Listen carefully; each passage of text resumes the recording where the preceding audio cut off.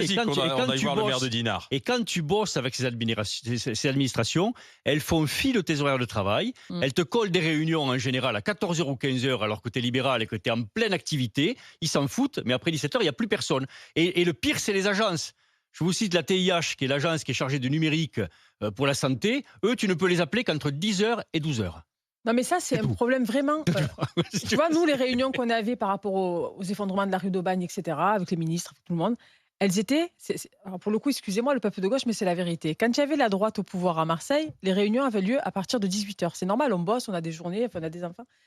Avec la nouvelle majorité, le peu de réunions qu'il y a, c'est à 14h ou à 16h. Mais nous, on bosse en fait. On n'est pas payé pour venir à ces réunions. On est des bénévoles associatifs. Et c'est exactement, tu vois, ils sont complètement en décalé avec le reste de la société. Mais pas que pour l'accès au passeport, pour accès à tous les services publics en fait. Monsieur le maire de Dinard est avec nous. Bonjour, monsieur le maire Arnaud Salmon. Bonjour. Alors, bonjour. Dites-moi, quelle est cette convention mairie engagée alors? Racontez-nous tout. Alors, comme vous l'avez précisé, en Ille-et-Vilaine, on a un délai pour obtenir un rendez-vous qui est un peu trop long, 88 jours, contre 59 au national. Alors, ça s'explique parce que... C'est un truc de fou. C'est 2 mois et demi. Ouais. Alors, ça s'explique aussi parce que il y a pas assez de dispositifs de recueil dans les mairies du territoire. Donc, en tout cas, nous, Dinard, on est engagé sur ce service-là depuis de nombreuses années. Et l'autre explication, elle est contextuelle aussi, c'est que un certain nombre de services publics, y compris l'état civil dans les collectivités et les services de la préfecture, se sont arrêtés pendant les différentes durées des confinements. Donc c'est pour ça qu'il y a eu un retard d'accumulé.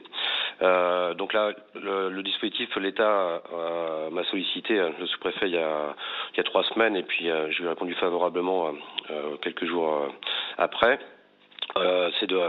Grosso modo, c'est de faire un effort supplémentaire sur 2 mois pour pallier, en tout cas, à réduire ce délai de 88 jours. Et donc, après avoir consulté mes services, on a ouvert des créneaux supplémentaires. Alors, je vous entendais parler des plages d'ouverture qui sont pas tout le temps adaptées, on va dire, à différents types de travailleurs.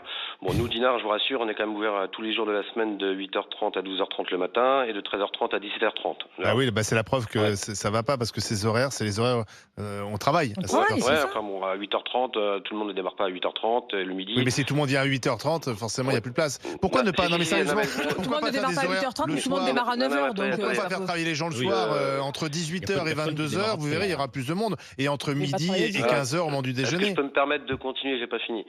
Donc, je suis convaincu que quand même, pour travailler je suis maire, mais je suis aussi chef d'entreprise dans le privé. Donc, vous inquiétez pas, je connais assez bien le monde du travail.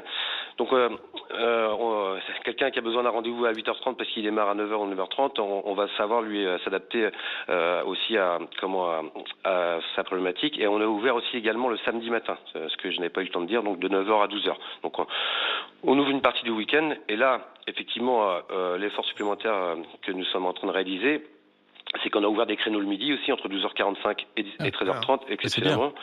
Et des créneaux le soir aussi entre 17h30 et 19h30, donc avec des agents qui bossent en heures supplémentaires. Et on a surtout ouvert un certain nombre de jours fériés en ce mois de mai. Et donc c'est une opération qu'on va continuer sur le mois de juin pour rattraper ce retard. Est-ce que vous voudriez pas pérenniser au-delà du mois de juin si on voit que ça fonctionne? Vous savez, c'est comme n'importe quel service, qu'il soit public ou privé, ça dépend du besoin. Si le retard est absorbé, il y a pas, et qu'on arrive à adapter des créneaux effectivement plus ouverts au public et aux gens qui sont très occupés. Mais bon, je pense que le samedi matin, tout le monde ne bosse pas, et du lundi au vendredi et le samedi, c'est rare des gens qui bossent quand même 6 jours sur 7. Mais s'il faut refaire redonner un coup de collier à la rentrée prochaine, on le fera. Monsieur le maire, expliquez-moi, parce que moi, c'est vraiment une question que je me pose. C'est-à-dire qu'on va vers la numérisation de tout ce qui est administratif. On nous demande de plus en plus de remplir nous-mêmes, de pré-remplir nous-mêmes via Internet. Et ça nous a été vendu comme étant un service qui nous permettrait d'avoir plus rapidement les choses. Et ce qui paraît, et finalement, on a l'impression que c'est le contraire qui se produit. Alors pourquoi on n'a pas gagné du temps là-dessus? Mais avant Internet, on ne mettait pas 80 jours pour avoir un passeport. Non, mais je vous ai expliqué pourquoi il y avait le retard, il est contextuel. Mais le Covid, c'était il y a 2 ans le Covid. Oui, je sais, mais bon, il y a l'autre raison aussi du retard accumulé. Au-delà du fait que j'ai certes, il n'y a pas assez de collègues maires et d'autres collectivités qui assument leurs responsabilités en ouvrant des dispositifs de recueil. Mais moi, aujourd'hui, je défends ma collectivité parce que nous, on fait le boulot. Donc l'autre contexte aussi, c'est qu'il y a eu un fort engouement pour le nouveau format de la carte d'identité, en fait. Donc c'est pour ça qu'il y a eu beaucoup de demandes en même temps, plus le retard du Covid. Donc déjà, ils vont pas payer juste pour avoir le nouveau format. Ça coûte quoi, 90 balles une pièce d'identité?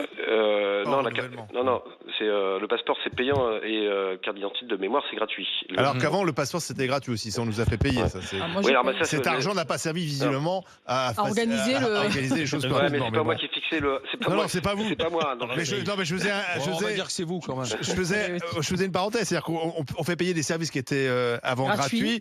On pense que grâce à ça, on va encore améliorer le système. Visiblement, c'est pas le cas. Voilà, je ferme la parenthèse. Mais ce qui est bien, Monsieur le Maire, c'est que les agents étaient OK pour le faire aussi. Oui, voilà. Moi, je remercie chaleureusement mes agents au passage. Ils ont joué le jeu. Quel est le travail de base hors heures supplémentaires? Comment? 35 heures. Est-ce qu'ils sont aux 35 heures, par exemple, hors heures supplémentaires? Non, nous, c'est un peu moins, nous, ça dépend des services, mais ils sont en moyenne à 37 heures à Dinard dans la collectivité. Donc, oui, là, c'est des heures supplémentaires qui sont dégagées. Donc, ils vont être.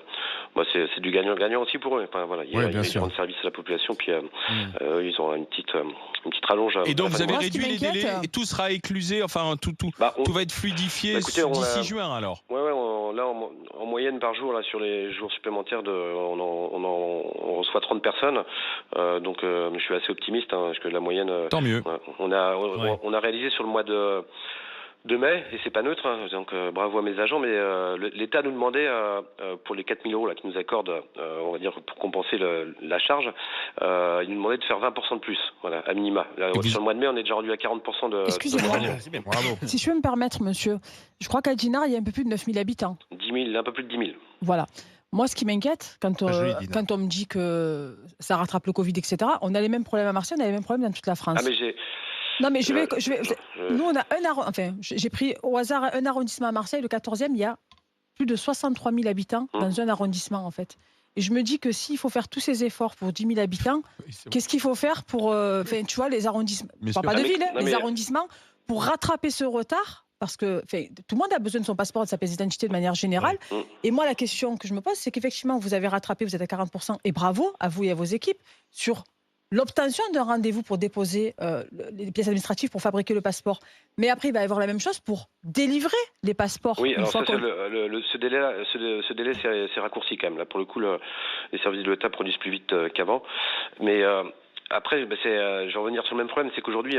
Vous me parlez des 10 000 dinardais. Mais en fait, nous, le service qu'on réalise, c'est un service qui est pour toute la population, qui est délégué par l'État. Donc, moi, maintenant, tout le monde sait qu'il faut aller à Dinard. Dans la délivrance des passeports ou des cartes d'identité, il y a seulement en fait 40% de dinardais. Après, c'est 45% des autres habitants de ma commune. En fait, on peut aller dans n'importe quelle ville. Merci, monsieur le maire.